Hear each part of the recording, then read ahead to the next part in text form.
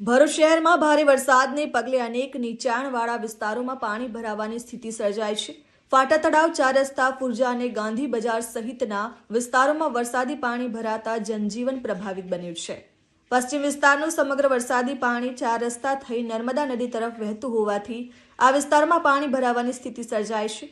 પાણી ભરાતા સ્થાનિક વેપારીઓને ભારે મુશ્કેલીનો સામનો કરવો પડી રહ્યો છે. રેડ એલર્ટને ધ્યાનમાં રાખી વહીવટીતંત્ર સતર્ક બન્યું છે. ભરૂચ સિટી મામલતદાર અને ફાયર વિભાગની ટીમે પાણી ભરાયેલા વિસ્તારોની મુલાકાત લઈ પરિસ્થિતિનું નિરીક્ષણ કર્યું.